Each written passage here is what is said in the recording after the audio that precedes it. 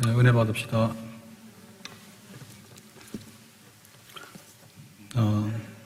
7장 1절 말씀 먼저 보도록 하죠. 7장 1절입니다. 성벽이 건축됨에, 성벽은 예루살렘의 성벽이죠. 건축됨에 문짝을 달고 문지기와 노래하는 자들과 레위 사람들을 세운 후에, 그래서 그 느헤미야가 했던 성벽 공사는 일단 끝났습니다. 끝났는데 7장 4절에 보니까 그 당시에 형편은 이러했습니다. 그 성읍은 광대하고 예루살렘 그 도시 성은 광대하다. 뭐 지금 고양시만큼은 크지 않겠죠. 근데 그 당시로는 굉장히 큰 성이었어요. 그 주민은 적으며 가옥은 미처 건축하지 못하였습니다. 그래서 이제 성은 재건했고 성벽은 재건했는데 문제는 뭐냐면 예루살렘의 상주에서 사는 인구가 적다. 그 사는 사람이 별로 없었다는 얘기죠. 가옥은 미처 건축하지 못하였습니다. 그러니까는 사람이 살 만한 집도 별로 없다. 그랬어요. 그러니까는 이게 뭔가 안 맞는 거죠. 지금 예루살렘에는 세 가지 조건이 돼야 되는데, 첫째는 성전이 있어야 돼요. 성전이 있어서 하나님께 예배드려야 되고요. 그래서 이거는 1차 포로로 포로 갔다가 귀환한 수르바벨 때 1차 그 성전을 회복을 했어요. 그런데 성전만 있지 거기 성벽이 무너졌으니까, 그래서 이제 3차 귀환의 지도자인 느헤미야가 지금 와가지고 예루살렘 성벽을 재건했어요. 그러면 이제 성전도 있고 도시도 이제 성벽을 쌓았으니까, 그 다음에 제일 중요한 건 사람이 살아야 되잖아요. 사람이 살아야 되잖아요. 근데 사람이 부족하다. 그러니까 이게 좀 이상한 거죠. 사람이 부족하다. 자, 이렇게 되면 어떻게 되냐면 성전에 예배드릴 사람도 없는 거고요.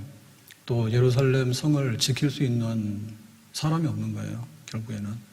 그래서 아무리 하드웨어가 돼도 운영할 수 있는 소프트웨어가 돼야 되는데 사람이 없다. 교회에 뭐 오르간도 있고 또 교회에 뭐 온갖 예배당도 있고 다 있지만 막상 예배드릴 사람이 없다. 그러면 그 문제되는 거잖아요. 똑같은 현상이죠. 그래서 이제 인구를 유입을 시켜야 되는데 이게 만만치가 않아요. 지금 우리나라도 난리잖아요. 인구 끌어오느라가 난리란 말이에요. 점점 이렇게 줄어드는 도시는요, 그 시가 안 됩니다, 시가. 그리고 점점 이렇게 없으면 학교도 이제 다 폐교가 돼버리고요. 막 사라져 버리는 거예요.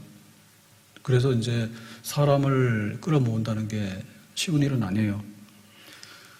더군다나 여기는 지금 예루살렘에는 문제가 있어요. 어떤 문제가 있냐면 그동안에 이제 성벽이 없었거든요. 그러니까는 사마리아 사람들이나 주변 사람들의 밥이야. 그 사람들이 언제라도 여기 들이닥치면은 그냥 무사 통과로 다 온단 말이에요. 그러니까는 여기서 살 수가 없잖아요. 안전이 문제인데 안전하지가 않기 때문에 살 수가 없어요. 그 결국에 이제 성전도 무용지물이 된 거죠. 지금 그런 상황이란 말이에요.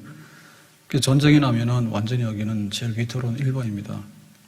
그러면은 예루살렘에 이제 인구를 유입하기 위해서 어떤 방법을 쓸까? 첫 번째는 뭐냐면 강제로 하면 되지. 근데 사실 이 강제라고 하는 것이 말이 안 되는 거예요. 왜냐면은 한 번 행사는 왔다 갔다 할 수 있는데 여기 와서 뿌리를 내리고 살라 하면 힘들어요. 그래서 지금 우리나라의 수도도 서울이다. 근데 세종시에다가 수도를 하자 해가지고 계속 싸우고 있잖아. 이게 쉽지가 않아요. 그리고 조선도 한양에다가 도읍을 했지만 고려는 이제 개성이 도읍이잖아요. 그러니까는 그 개성에서 한양으로 오는데도 난리법석이거든요. 한 나라가 망해야지 수도가 옮겨지지 쉽게 옮겨지는 게 아니에요. 그래서 이 강제라고 하는 것은요, 정말 좀 어려운 일이에요. 그러면 이제 자연스럽게 이제 인구 이동이 유입되도록 해야 되는데 그건 어떻게 되냐면 지금 은혜를 받으면 돼. 그래서 에스라가 이제 그 수문학 광장에서 부흥 집회를 했죠. 그래서 부흥 집회를 해가지고 왜 지금 우리가 하나님께 잘못됐느냐, 그래서 은혜 받아야 된다, 이런 얘기를 많이 해서 은혜를 받았습니다. 그리고 그 은혜 받은 결과로 이제 언약을 새롭게 해요. 그러니까 하나님 앞에서 우리가 이렇게 하겠습니다라고 이제 약속을 하게 되는데, 첫째가 뭐냐면 이방인하고 통혼하는 거.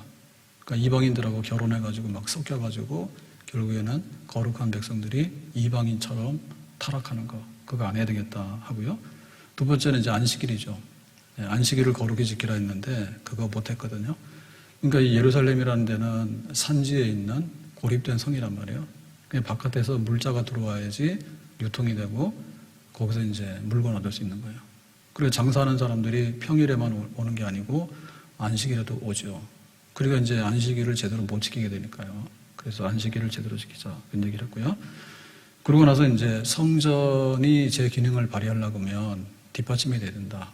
성전 제사를 잘 유지하자 해가지고 이제 세부적인 결정을 하게 됩니다. 그 첫째가 뭔가 하면 성전 세가 있다. 세금. 그거는 이제 머리수예요. 머리수. 사람대로 하나씩 1년마다 성전 세를 내는데 이유는 뭐냐면 애굽에서 나올 때 초태생들이 다 죽었죠. 처음 난 장자들이 다 죽었어요. 천사가 와서 쳤단 말이에요. 근데 이제 이스라엘 백성의 집에는 6월절 어린 양의 피로서 이 초태생들 또 장자가 죽지 않았어요. 그러니까 집에 장자가 살아있네. 그 집에 있는 아들 몸값이 얼마야? 오늘 저녁에 밥 먹다 뉴스를 봤는데 한강에서 그 대학생이 실종됐잖아요.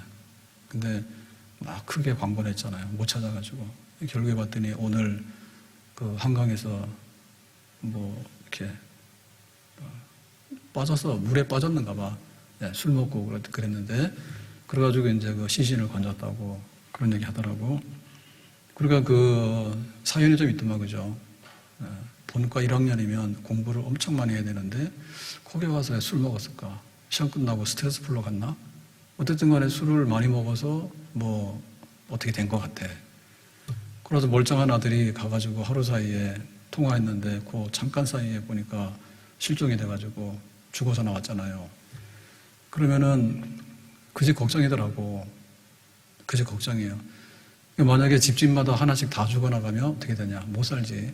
그러니까는 전부 다 하나님께 몸값 내라. 안 죽었으니까. 해가지고 성전 세를 낸 거죠.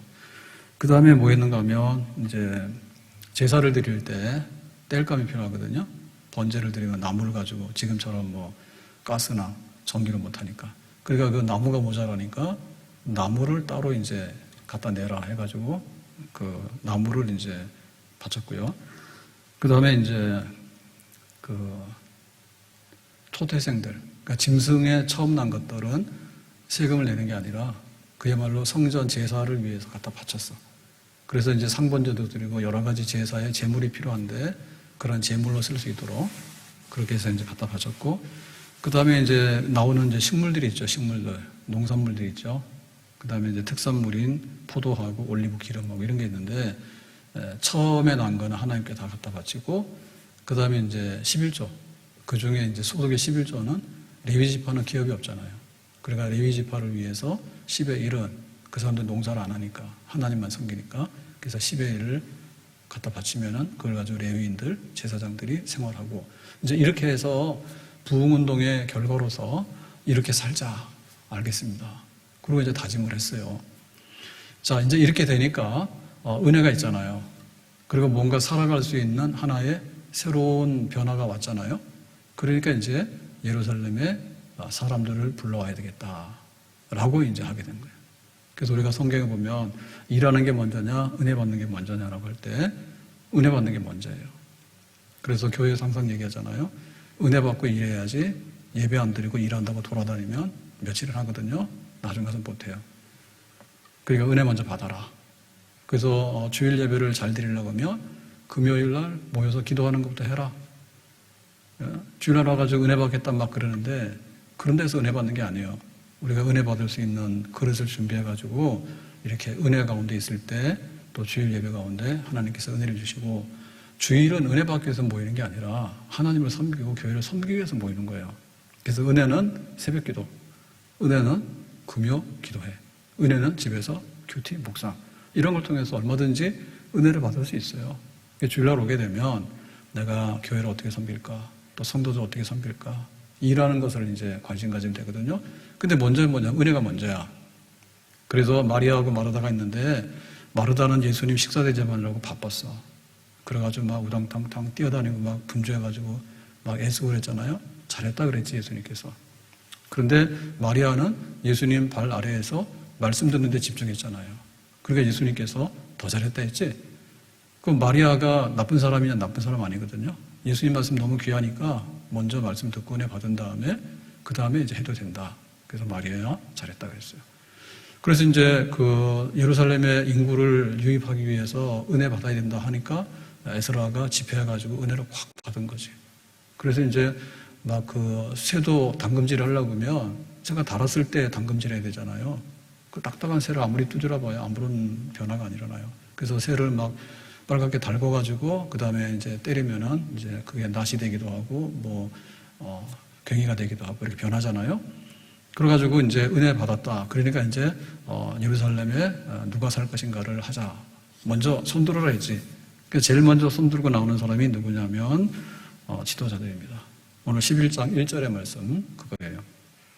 백성들의 지도자들은 예루살렘에 거주하였고, 그러니까 이거는 뭐냐면 지금 지도자들이 은혜를 받고 나니까 우리가 왜 예루살렘을 피했을까? 예루살렘에 살아야 되는데 예루살렘이 좀 위태롭고 하니까 그냥 시골에 가서 이렇게 사는 이런 사람들이 생겼거든요. 그러니까 이제 이 사람들이 먼저 제일 은혜 받고서 우리가 가야 될 자리가 예루살렘이지. 솔선수범을 하자. 솔선수범을 하자. 해가지고는 우리가 예루살렘에 살겠습니다. 라고 이제 했어요. 그건 올바른 거예요. 그래서 교회에서도 제일 먼저 정신 차려야 되는 사람이 뭐냐면 담임 목사님. 정신 차려야 돼. 그러고 나서 이제 장로님. 그리고 이제 권사님. 또 집사님들. 그래가지고 교회 처음 왔거나 혹은 아직도 신앙이 성숙되지 못한 분들이 교회 알아서 하라고 못한다니까요. 그 실제로 교회를 움직이는 분들은 10% 내지 20% 30%예요. 그러니까 그 지도자들이 먼저 딱 쓰고 그래서 우리가 재직이라죠. 재직이라는 얘기 뭐냐면 직원이라는 얘기거든요. 교회 직분 중에서 이게 항상 항존직 그러니까 1년마다 임시로 우리가 임명을 해요. 그게 이제 서울이에요. 뭐 서울이 집사 뭐 이렇게 얘기를 하는데 서울이 장로라는 말 안 쓰죠. 그래서 우리가 장로, 집사, 권사 이렇게 얘기를 하게 되면 특별한 일이 없으면 2021년도에도 장로고 또 내년도도 장로고 그래서 그 정년 때까지는 그냥 계속해서 항존 우리가 계속해서 맡기는 거예요. 그게 바로 직원이거든요. 그러니까 그런 직원들이 먼저 서야 돼. 내가 항상 와서 교회 와서 예배 드리는데 누구부터 찾냐면 장로, 집사, 권사부터 찾지. 교회 와서 헌금하는데 누가 먼저 하냐면 금방 와서 세례받은 사람이 헌금의 의미를 잘 알겠냐고. 그러니까 섬겼던 장로, 집사, 권사가 먼저 또 헌금하는데도 헌신을 하겠죠. 그리고 봉사하는데 누가 헌신합니까? 집사, 장로, 권사, 재직들이 먼저 헌신하겠죠. 그래서 셀리더도 하고 찬양도 하고 봉사도 여러 가지 하게 되고 그러게 되면 이제 다른 성도들이 또 뒤를 따라서 그 모범을 따라서 이제 그 자리도 채우고 그런 변화가 일어나게 되겠죠. 어쨌든 간에 이렇게 수문화 광장에서 은혜를 팍 끼치고 나니까 지도자들이 안 되겠다. 우리 예루살렘 가서 성전도 섬기고 또 예루살렘도 지키고 또 예루살렘의 백성들 중에서도 지도자가 있어야 되니까 우리가 가서 앞장서서 우리의 삶을 새롭게 개척하자. 아멘. 이렇게 된 거예요. 우리에게도 하나님을 섬기는데 먼저 은혜 받은 사람, 직분을 받은 우리들이 항상 먼저 손들고 내가 가겠습니다. 그렇게 나가서 하나님의 교회를 섬기고 또 하나님이 원하는 자리에 우리가 먼저 앉을 수 있기를 주의 이름으로 축복합니다. 자, 두 번째로 보니까 1절에 누군가 하면 그 남은 백성은 그랬죠. 그러니까 이제 예루살렘에 필요한 인구가 예를 들면은 뭐 10,000명이다 칩시다. 10,000명이면은 지도자들 딱 오고 나니까 그 다음에 남는 사람들 있잖아요. 그게 뭐 9,000명이 될 수도 있고 그렇겠죠. 그죠? 많이 비잖아요. 그 나머지 사람들은 어떤 방식으로 뽑았는가 하면 제비 뽑아 그랬어요. 10분의 1은 거룩한 성 예루살렘에 거주하게 하고 그래서 지방에 사는 사람 중에서 제비 뽑아가지고 10분의 1 딱 이렇게 해가지고 니들은 여기 와라 한 거죠. 그리고 여기 왜 제비 뽑기가 등장하는가 하면 제비 뽑기라고 하는 것은 하나님의 주권의 행사거든요. 하나님의 주권의 행사예요. 그러니까 하나님께서 너는 예루살렘에 사는 사람이야 라고 딱 도장을 찍으면 예 하고 오는 거예요. 그게 바로 제비 뽑기예요. 그러니까 이거는 굉장히 익숙했던 방법이에요. 익숙했던 방법이에요. 우리가 알쏭달쏭할 때가 있거든요. 내가 지금 예루살렘으로 가서 살아야 되나 말아야 되나? 내가 지금 이 직장 가야 되나 말아야 되나? 뭐 여러 가지로 갈등이 일어날 때 있거든요. 그럴 때 가장 결정권자는 누구냐면 하나님이란 말이에요. 그래서 하나님께서 답하시는 방법이 뭐냐 할 때 막 천둥 번개치고 이러면은 좀 싸납잖아. 그러니까는 제비 뽑아가지고 자 해가지고 너희 중에 뽑아 그랬더니 예루살렘 그러면은 박수 쳐가지고 이제 예루살렘 이사 오는 거지. 그러니까 이게 강력한 거죠. 이거는 여호수아가 그 가나안 땅에 왔을 때 12지파들 땅을 나눌 때도 이 방법 썼어요. 12지파가 가나안 땅을 나눠야 되는데 누가 경기도 하고 누가 충청도 하고 누가 강원도 할래. 강원도 그러면 산이 많으면 잘 안 갈랄 거 아니에요? 옛날로 말하면. 지금은 강원도 좋죠. 땅 넓고 공기 좋고. 춘천에다가 뭐 중국타운 만든다고 야단 났잖아. 중국타운 왜 만들어? 우리나라 작은데 중국 얼마나 큰데 왜 와 또 중국 사람 또 들어오냐고. 제주도도 그냥 그런데. 뭔 얘기하다 그래. 그래가지고 제비뽑기 하는데 얼마나 한강 주변이 기름집니까 지금. 한강 주변에 기름지면은 다 여기만 돌릴 거 아니에요. 저 산 오지에 거기 농사질 땅도 없는데 누가 그거 갈라 하겠어. 그러니까 이게 인간끼리 이렇게 하면은 타협이 안 되잖아요. 그래서 딱 그 여호수아가 있다가 다 와라 해가지고 지파들 딱 불러놓고요.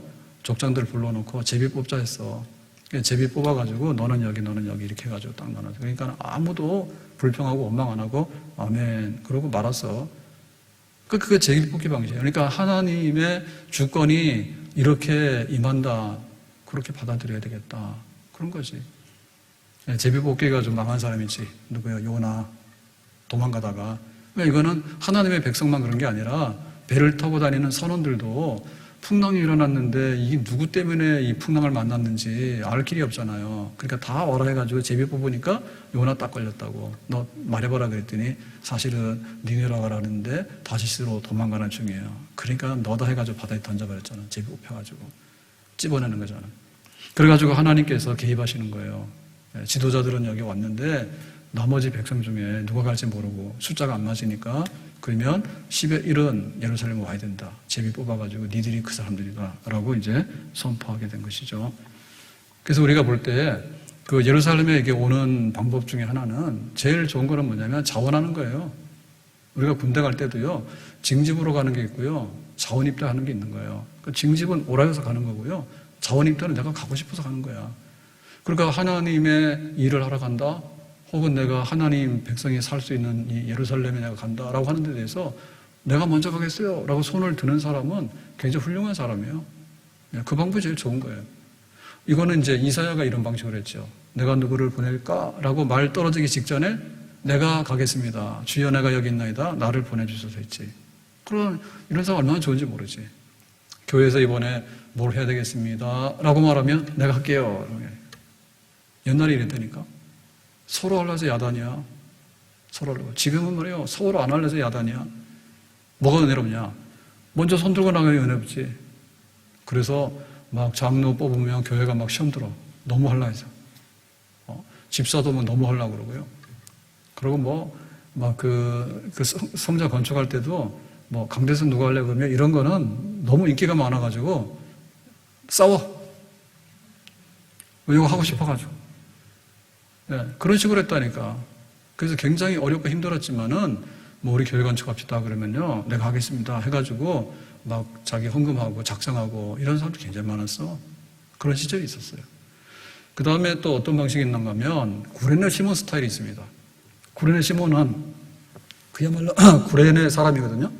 근데 이 구레네 사람인데 예루살렘에 왔다가 자기가 예수님 십자가를 지게 된 거예요. 근데 왜 그날이 그날이냐고요. 6월절 지내러 왔는데 이제 예수님이 십자가 처형을 가야 되는데 십자가를 못 지고 쓰러지니까 로마 병정이 야 네가 해가지고 이제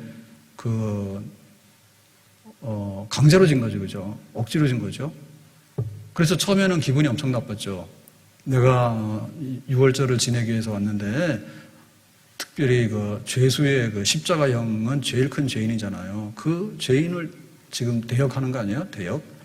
더군다나 이게 피를 묻히면은 하나님 앞에 예배를 못 드리거든요. 근데 그 피 묻은 예수님의 십자가를 대신해서 만진다는 얘기는 정말 더러워가지고 부정 타가지고 안 될 일이야.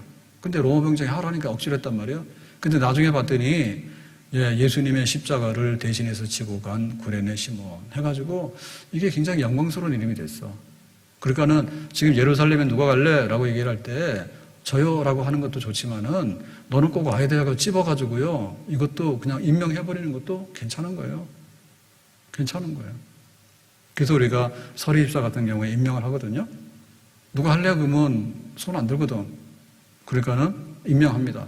자기가 거부하지 않으면 임명을 하는 거예요. 그래서 해봐라 라고 할 때 그럼 뭐 해야지 라고 하지만은 그런 걸 통해 가지고 또 하나님의 그 일을 섬기는데 하나의 큰 동기부여가 되고 계기가 될 수도 있어요. 그 다음에 이제 오늘 이 방법이 제비뽑기예요. 그러니까 이 제비뽑기라고 하는 것은 인간적으로 보면은 이게 확률인데 근데 하나님이 뽑았다라고 생각하면 굉장히 신성한 겁니다. 굉장히 신성한 겁니다. 그래서 이 제비뽑기는 뭐냐면 하나님의 거룩하신 부름, 하나님의 선택인 거죠. 그러니까 마음 편한 거죠. 아, 하나님께서 나를 뽑았구나. 하나님께서 나를 부르셨구나. 제비 뽑혔으니까. 그러니까 내가 이거 해야 되겠구나. 그러니까 이게 자기 의지가 아닌 것 같지만 결국엔 뭐냐면 자원하는 마음으로 그래, 나는 하나님의 부르심을 받은 사람이야. 하나님께서 제비 뽑기를 통해 가지고 나를 불러준 사람이야. 나는 참으로 복받은 사람이야. 라고 해가지고 그 지금 예루살렘 텅 비어 있는데 예루살렘이 이제 꽉 차게 됐어, 사람들로. 우리에게도 성전을 채우는데 때로는 자원하고 때로는 억지로 하고 때로는 제비를 뽑아가지고 하나님이 너를 불렀다. 그 부르심에 내가 아멘하고 순종하고 여러 가지 방식으로 인해가지고 하나님의 그 성전을 채우는 데 있어서 우리가 아멘으로 나가야 될 줄로 믿습니다. 그리고 하나님께서 어떤 일을 하려고 할 때 그 일은 하나님이 직접 하는 게 아니라 사람들을 통해서 하는 거예요. 교회를 어떻게 운영을 하고 교회가 어떻게 사명을 감당할 건가라고 하는 것은 교인들이 하는 거예요. 그런데 교인들이 교인이라 해야 되는데 나는 교인이 아니에요. 아니 교회는 다니더라고. 그 예배는 드리러 오더라고. 그러면은 예배를 보존하고 교회를 보존하기 위해서 핵심적인 지금 일을 해야 되잖아요. 근데 그 일을 하려고 하는 그 아주 정예 멤버가 예루살렘 주민이 있어야 되는데 예루살렘 주민 불러다가 하나님께서 하시려고 하는 일이 있으니까 우리가 거기에 부름을 받아서 하나님이 원하시는 만큼 꽉 채우는 그런 역사에 우리가 순종해야 될 줄로 믿습니다. 아멘. 자, 그래서 2절에 보니까 이렇게 이제 뽑힌 예루살렘 주민들이죠. 부족한 사람들 다 뽑았잖아요. 자, 그 사람들 어떻게 했는가 이렇게 했습니다. 예루살렘에 거주하기를 자원하는 모든 자를 위하여 그랬습니다. 그러니까 여기 자원한다고 하는 것은요, 제3의 별개의 사람들이 아니고 지도자들 중에서 우리가 솔선수범해야지. 그러니까 시골 생활 청산하고 예루살렘 돌아가야지. 이 사람들하고요. 그 다음 제비 뽑기 있잖아요. 그 제비를 뽑았으니까 그 제비 뽑기가 아니 재수 없어. 아니 내가 왜 이렇게 됐을까라고 투덜투덜하고 불평하는 게 아니라 그래, 하나님께서 그 10의 1을 뽑을 때 지금 10대 1의 경쟁을 뚫고서 내가 뽑힌 거야. 그러니까 이제부터 나는 지방 사람이 아니고 예루살렘 사람이야. 나는 이제부터 세상 사람이 아니고 하나님의 거룩한 도시를 지금 일궈나가고 지켜나가야 되는 그런 사명을 받은 사람이야. 라고 이제 그 마음속에 뭡니까? 자원하는 것으로 이제 충만하게 된 거죠. 그 사람들이에요. 제비뽑기에 대해서 승낙하고 승복한 사람들, 또 지도자로서 마땅히 가야 될 길을 가는 사람들, 이런 사람들이 이제 이렇게 막 끌려오는 게 아니라 우리가 당당히 예루살렘 가서 상주하고 예루살렘 시민이 돼야 되겠다라고 하는 사람들, 그런 사람들, 백성들이 뭐 했다고요? 복을 빌었다. 백성들이 복 빌었다는 얘기는 뭐냐면 이 사람들에 대해서 당신들이 복받은 사람이고 당신들에게 하나님의 그 복이 임하기를 바란다 라고 박수를 치면서 그 복을 이제 강구한 거예요. 그러니까 여기 예루살렘에 있어야 될 사람이 없었잖아요. 근데 이제 뽑아서 이제 채우기로 했잖아요. 그 사람들이 복을 받도록 됐다는 얘기죠. 그러니까 우리가 하나님 앞에 복을 받는데 어떤 사람들이냐라고 할 때 예루살렘에 없던 사람이 예루살렘으로 오면 그 사람 복 받는 사람이에요. 저 시골에서 그냥 나 하나를 위해서 살던 사람이 지금 여기 예루살렘으로 와가지고 하나님의 거룩한 도시를 지켜나갈 수 있는 사람이 복 받은 사람이야. 저 시골에서 농사 짓고 뭐 전원주택하고 이렇게 아주 한가하게 우아하게 살려고 했는데 이제 너는 예루살렘 와야 돼 라고 뽑혀가지고 예루살렘으로 이주하게 된 사람이 복을 받은 사람이에요. 실제 이게 복 받은 거죠. 우리가 복에서 미끄러져 나가는 사건이 뭐냐면 에덴 동산에서 튕겨나간 사건이에요. 에덴 동산은 낙원이거든요. 그러면 그 낙원에서 그냥 가만히 있기만 하더라도 아무런 걱정이 없지. 거기는 먹을 거 있지, 죽지도 않지. 거기에 무슨 문제가 있어? 없잖아요. 근데 죄를 지어가지고 에덴 동산에서 추방당했잖아. 그러니까 에덴에서 떠난 게, 추방당한 게 복을 잃은 거예요. 상실한 거예요. 다시 복 받는 자리에 돌아가는 일은 뭐냐면 에덴 동산으로 돌아갈 수 있다면 그 사람은 복을 받은 사람이지.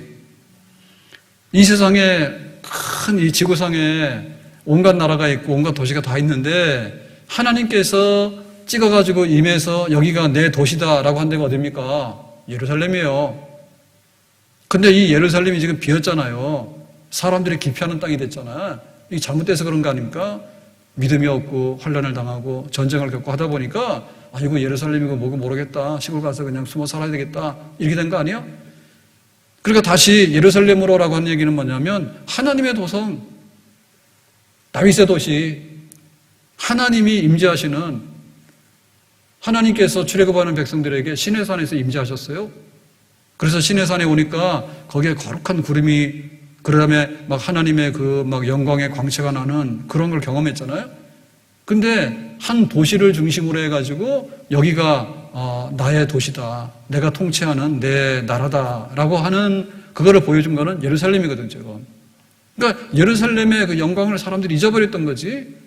그래서 다시 예루살렘의 영광을 재현하는 그런 백성들로 10의 1이 뽑혀가지고 여기 왔으니까 이 사람들은 복을 받은 사람인 줄로 믿습니다. 우리의 복이 뭡니까? 우리의 복이라고 하는 것은요, 하나님을 항상 볼 수 있는 거예요. 우리의 복이 뭡니까? 하나님의 임재를 늘 누리며 사는 거예요. 그게 바로 복이에요. 그 도시가 예루살렘이에요. 그리고 예루살렘 중심이 성전이에요. 예루살렘에는 하나님의 성전이 있어. 하나님께 예배드릴 수 있어. 그러니까 그렇게 하나님께서 복 주시는 땅이 바로 예루살렘인데, 그거를 떠났던 백성들이 다시 돌아와서 예배 성전을 통해서 예배를 드리고 또 그 거룩한 도시를 통해서 하나님이 통치하시는 것을 다시 경험하게 되고, 그리고 이제는 이 세상의 그 모든 그 사람들이 우러러 볼 수 있는 그런 새 예루살렘을 만들도록 사명을 받아서 여기서 살아가는 백성이 됐으니까 이 사람이 복이 있는 사람들인 줄로 믿습니다. 내 주를 가까이 하게 함은 십자가 진 같은 고생이나 내 일생 소원은 늘 찬송하면서 주께 더 나가기 원합니다. 어디로 도망가냐고? 뭘 먹고 살 거 있다 해가지고요, 예루살렘에 살아야 되는 사람들이 지방으로 다 가가지고 말이에요, 거기서 그러고 있어요. 우리의 본향이 어디예요? 우리의 본향이 하늘에 있는 새 예루살렘이에요. 그러면 우리가 하늘에 있는 새 예루살렘에 들어가기 전에 어디 와서 모여가지고 하늘에 있는 새 예루살렘으로 올라갑니까? 교회지 뭐요. 그래서 우리가 비록 우리의 일터 때문에 직장도 가고 고기 잡으러도 가고 농사로도 가고 뭔가 다 하지. 그렇지만 우리의 마음의 주소는 뭡니까? 교회입니다. 아멘. 우리의 진짜 본향은 하늘의 본향이에요. 근데 하늘에 있는 고향을 가기 위해서 모여야 되는 데 있잖아요. 그 모여야 되는 뭐예요? 교회죠. 교회죠. 교회를 중심으로 해서 내가 여섯 동안에 가서 시간을 많이 쓰지만은 거기가 진짜가 아니에요. 하나님 성전에 모이기 위해서 우리가 여섯 동안에 세상의 일터에서 그렇게 일을 하는 거예요. 그러니까 중요성으로 볼 때 어디가 더 중요하냐면 교회가 중요하고 하나님 예배당이 중요하고 하나님의 임재가 있는 그 품 안이 중요한 줄로 믿습니다. 그러니까 여기를 왜 떠나냐 말입니다. 그러니까 내가 제비뽑기에서 안 걸리니까 좋아라 한 게 아니라 여기에 제비뽑기에 걸리니까 얼마나 복받은 사람인가. 교회 장로는 복받은 사람이고 교회 권사는 복받은 사람이고 교회 집사는 복받은 사람이고 교회 오도록 세례받은 사람은 복받은 사람들입니다. 아멘. 세상에 사람들이 굉장히 많은데 교인들 얼마 안 돼요. 그 교인 중에서도요, 진짜 교인 얼마 안 돼요. 그리고 교회가 정말 영혼의 보금자리가 되어서 나는 교회 없이는 못 살아. 정말 교회를 보면은 천국을 보는 듯해. 우리 교회 성도들을 보면은 천국 시민을 보는 듯해. 그리고 교회에서 하는 일들을 보면 하나님께서 이 세상에서 일하는 모습이 보여 라고 할 수 있는 사람이 이 예루살렘의 시민인데, 이와 같은 사람들이 복이 있는 사람인 줄로 믿습니다. 시편 84편 1절에 만군의 여호와여 주의 장막이 어찌 그리 사랑스러운지요. 주의 장막이라고 하는 것은 주님의 집 성전 아니면 주님의 품. 거기 안에 있는 사람들이 얼마나 사랑스러운지 복 있는 사람들이잖아요. 3절 나의 왕 나의 하나님 만군의 여호와여 주의 제단에서 참새도 제 집을 얻고 제비도 새끼들 보금자리를 얻었나이다. 그래서 그 성전에 그 참새가 사는데 그 성전 구석에 와서 사는 참새도 복이 있어. 왜냐하면 그 참새도 저기 들에 가서 살고 아니면 홍련산에 가가지고 집 지어서 살고 막 살잖아요. 주소지가 다 다르잖아. 그러니까 참새 중에서 제일 복 있는 사람은 어떤 사람이죠? 예. 성전 어느 구석에다가 집을 짓고 사는 참새가 제일 복 있는 사람.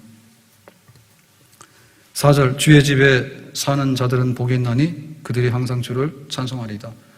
그러니까 사람으로 태어나서 주의 집에서 사는 사람들이 얼마나 복이 있는 사람인가. 참새도 자기 집이 있단 말이에요. 그럼 우리의 집이 있는데 우리의 집 중에서 집은 바로 하나님께 기도하는 자리고 하나님께 예배드리는 자리고 하나님의 그 품 안에서 우리가 누릴 수 있는 이 모든 것이 우리의 진짜 집인 줄로 믿습니다. 그거를 되찾는 사람, 그 자리를 꽉꽉 채워나는 사람, 이런 사람이 정말 복이 있는 사람이에요. 복 있는 사람이에요. 그래서 교회를 지킬 줄 알고 우리의 직분을 지킬 줄 알고 우리의 맡은 은사를 감당해낼 수 있는 사람, 이런 사람, 정말 은사를 땅에 묻었다가 또 직분들을 다 버렸다가 그리고 교회를 떠나 있다가 그냥 이렇게 이방인처럼 막 이렇게 돌아다니다가 그게 아니고 이제 하나님을 향해서 예배 자리를 찾고 또 하나님을 향해서 성도들이 모이는 곳에 와서 성도의 교제를 회복하고 또 하나님 안에서 하나님의 부탁들이 있는데 예배드리고 교제하고 양육하고 봉사하고 전도 선교하고 땅끝까지 가서 복음 전하는 그런 사명을 우리에게 주셨는데 그런 일들이 어디서 이루어지는가? 그게 바로 그 교회 공동체에서 이루어지잖아요. 그러니까 그걸 왜 되찾는 거죠? 그 기능이 지금 될 수 있도록 하기 위해서 그런 사람이 복이 있는 사람이다. 이제 한 시대를 다 정리하고 이 느헤미야와 에스라가 새로운 시대를 열어가려 해요. 그 새로운 시대는 바로 그 예루살렘의 성전이 회복되는 거고 또 예루살렘 도시 성벽을 끝까지 유지 보존하는 거고 또 여기에 사는 사람들이 하나님을 섬기고 하나님 백성답게 살아서 전 세계에 빛을 발하고 축복을 배달해 줄 수 있는 그런 백성으로 살아가는 그게 이제 우리가 바라는 새 시대인 거죠. 그러니까 우리가 그런 것을 위해서 우리에게 부름이 있다는 것을 생각하고 우리는 성전 중심으로 교회 중심으로 믿음 중심으로 우리 성도들 중심으로 정말 가장 축복의 자리인 이 예루살렘을 떠났던 사람들이 자원하던 제비가 뽑혔던 혹은 이렇게 강제로 와서 끌려왔던 간에 하나님의 집에서 예배의 자리에서 그 기도의 자리에서 그리고 하나님 나라를 바라보는 성도들의 그 소망이 있는 그런 자리에서 우리의 삶을 다시 한번 힘있게 우리가 이렇게 살 수 있는 하나의 그런 결집되고 또 새로운 것을 향해서 나아갈 수 있다면 그 사람은 복이 있는데 우리의 시작이 우리의 앞날의 새로운 시작이 그런 시작이 돼야 될 줄로 믿습니다. 어떻게 하면은 교회 멀리 이사 갈까? 어떻게 하면은 내가 직분을 좀 이렇게 미꾸라지 빠듯이 술술 빠져나가가지고 좀 안 할까? 어떻게 하면은 세상에 나가서 시간을 많이 보내다가 교회는 겨우겨우 오고 안 되면은 안 오고 이렇게 할까? 이게 지금 내려가 멀리 간데 그러니까 성전이 불타버렸지. 그러니까 예루살렘 성벽이 무너졌지. 그러니까 예루살렘이 사람이 안 살고 짐승들이 살고 이방인들이 들락날락 해가지고 버림받은 황무지가 돼버린 거 아닙니까? 우리가 어디를 떠나갑니까? 하나님 앞에 모이고 또 모이고 또 모여서 예배드리다가 기도하다가 하나님 섬기다가 정말 이 땅에서 빛을 발하는 하나님 백성다운 빛을 발하는 그런 자리에서 우리가 힘있게 살다가 예루살렘에서 살다가 이 땅의 예루살렘에 살다가 하늘에 있는 새 예루살렘으로 갈 수 있는 그런 복 있는 성도, 진짜 복 받은 사람 다 될 수 있기를 예수님의 이름으로 축원합니다. 기도하겠습니다. 오늘 주신 말씀과 같이 이제 예루살렘 성전도 세웠고 예루살렘 성벽도 재건했고 이제 예루살렘에 살 수 있는 주민들도 새롭게 구성을 했는데 그 사람들은 복이 있다 말씀했습니다. 오늘 우리에게도 정말 예배를 지키고 교회를 지키며 나갈 수 있는 하나님의 백성의 반열에 앞장서서 정말 기둥같이 쓰임받을 수 있는 그런 백성의 무리들 가운데 있기를 자원하고 또 하나님께서 그런 복을 우리에게 주셔서 그 복이 흘러 넘쳐서 교회를 복되게 하고 이웃을 복되게 하고 하나님 나라 가는 그날까지 우리가 이 땅에서 거룩한 백성의 복의 자리에서 살아갈 수 있기를 간절히 원합니다. 예수님의 이름으로 기도하옵나이다.